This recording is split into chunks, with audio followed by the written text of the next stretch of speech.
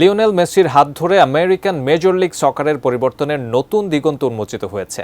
PSG ছেড়ে 2023 সালের মাঝামাঝিতে inter মায়ামিতে যোগ দেওয়ার পর থেকেই দলটির পারফরম্যান্সে এসেছে উল্লেখযোগ্য উন্নতি। মেসির এই উল্লেখযোগ্য অবদান মায়ামির শিরোপা জেতাতেও গুরুত্বপূর্ণ ভূমিকা রেখেছে। এবার সেই আর্জেন্টাইন মহাতারকা জিতেছেন বর্ষসেরা খেলোয়াড়ের মুকুটও। বিস্তারিত ডেস্ক রিপোর্টে।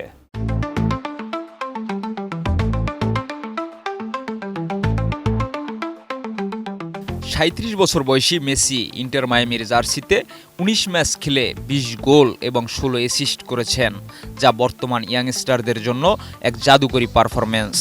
যদিও জাতীয় দলের জন্য কোপা আমেরিকা এবং চোটের কারণে তিনি ৬২ দিন মাঠের বাইরে ছিলেন, তবু ব্যক্তিগত পারফরম্যান্সে তিনি সবাইকে ছাড়িয়ে গেছেন। তবে দলের জন্য শিরোপা না জিততে পারা, বিশেষ করে MLS কাপের ফাইনালে না পৌঁছানোর কারণ কিছুটা হতাশ করেছে তাকে। রিগেল এম্পোরিয়াম হানিবার্ড অফারে জিতে নিতে পারেন ইন্দোনেশিয়ার বালিতে স্বপ্নের হানিমুন। মেসি এবং তার সতীর্থরা MLS-এ সাপোর্টার শিল্ডস শিরোপা জিতেছে, যা তাদের সফলতার আরেকটি উদাহরণ। মেসির নেতৃত্বে ইন্টার মায়ামি প্রথমবারের মতো এই ট্রফি জিতেছে এবং একই সঙ্গে মেসি এবারের MLS-এর মোস্ট ভ্যালুয়েবল প্লেয়ার MVP পুরস্কারও লাভ করেছেন।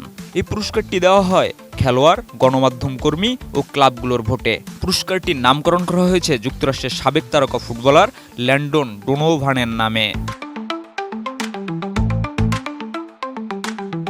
এত সব সাফল্যের পরও মেসি পূর্ণ তৃপ্তি অনুভব করছেন না, কারণ তার লক্ষ্য ছিল MLS কাপ জেতা। তিনি বলেন, এই বছর MLS চ্যাম্পিয়ন হওয়ার অনেক বড় স্বপ্ন ছিল আমাদের, তবে সেটা পূর্ণ হয়নি। আমরা আগামী বছর আরও শক্তিশালী হওয়ার চেষ্টা করব।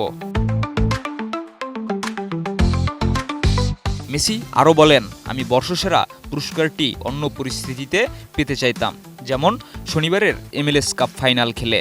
এর আগেও মেসি অসন্তোষ প্রকাশ করেছিলেন যে MLS কাপ ফাইনাল শিরোপা না জিততে পারার কারণে তার ব্যক্তিগত অর্জনও পরিপূর্ণতা পায়নি।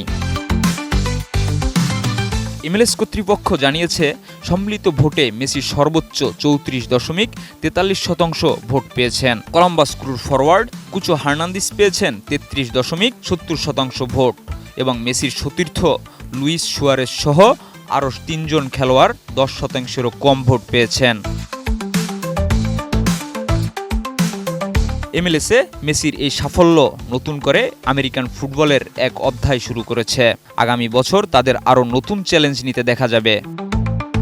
Desk report, ATN news.